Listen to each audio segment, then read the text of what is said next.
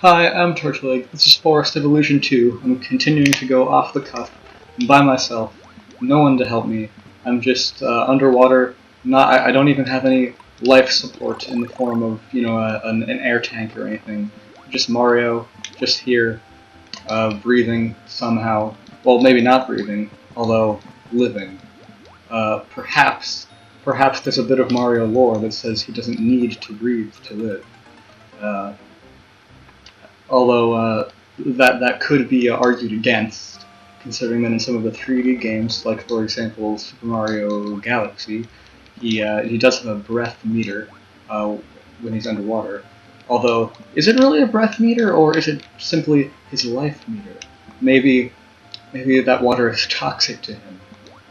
Maybe it's not simply being in water where there's no air around, but there was some specific attribute to that water that made it so that he couldn't stay in it for very long.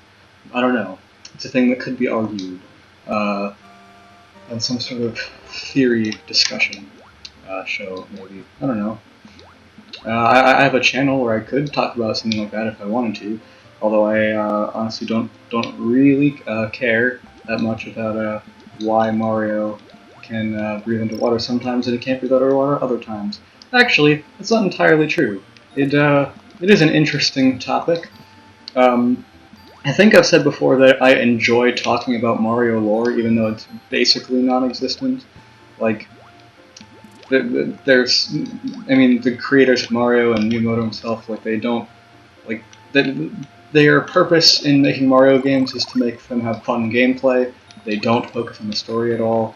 But I still like talking about it and thinking about it. Like, basically, my favorite part of media, of fictitious things to entertain, is the fiction part, the part of it that's a story. So I like taking things that aren't necessarily stories in and of themselves, I guess, and giving them a little bit more. I guess it's a sort of a fan-fiction-y thing to do. I was never really one to write or read fanfiction.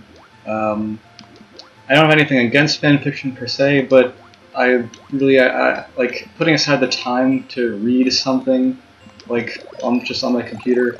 It's not the best way to spend time for me. Like, I have a lot of other things I could be doing, like editing videos and stuff.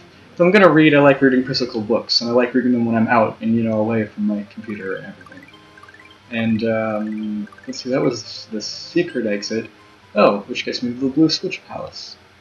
Sure, I'll take care of that in this video, because it's definitely not a thing that is long enough that it gets its own video. I forget what the gray/silver P-switch does. Seems like a bunch of silver coins appeared there. Yeah, so that was the secret exit that I just got from that level there, the water level in the Forest Evolution, and that's pretty neat. I'm gonna have to go back in there and find the regular exit, I think, so that I can progress more. So yeah, I'll cut to that. Yeah, I'll cut to that. Okay, I'm back. I'm approximately where I left off, I think. I got this one up, but I can't actually get it out. I made it impossible for me to get it by, unfortunately, punching too many of those blocks with my fist. Which is how Mario punches blocks. He doesn't headbutt them. Which is kind of what it looks like, kind of what it appears to be, what many people think is the case, but it's not. Fun fact, fun Mario fact. That's part of that Mario lore that I was saying that I like. I got that Dragon Coin again. I believe it's actually like down there that key was. But I'm not going for the key this time. I'm going for the real exit, the real flagpole. It's not a flagpole in Mario. It's like a goal. It's like a goal post or something. I don't know exactly what you would call it. Oh, okay. I was gonna say I don't feel like going for that Dragon Coin, but I'm gonna go ahead and get it. The reason that I was not going to get it is because I didn't feel like waiting because I was afraid of that fish that was chasing after me. But I guess that fish went back to sleep. My presence woke it up, but I guess I got far enough away that I can collect money. And, oh, I was wrong. Okay. This is actually what the key was. I started recording again a little bit early. But that's fine. You get to see some more entertaining content from me on this channel. And I hope you enjoyed it. Now I have to avoid all these fish and that football-playing Koopa who's underwater for some reason. I'm guessing that the same reason that Mario can breathe underwater, that logic also applies to him. I'm guessing.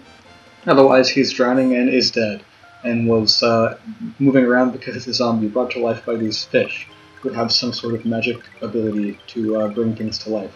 You know, maybe that's how they're doing to Mario. Maybe when Mario's underwater, he's not actually he doesn't control his own actions. It's the fish who are controlling him, which would, of course, imply that the fish they're on his side. They're not working for Bowser. They're not just animals. They want him to get through it. But it's unfortunate in that case that he dies when he touches them. I don't like seafood either, Mario. It's alright.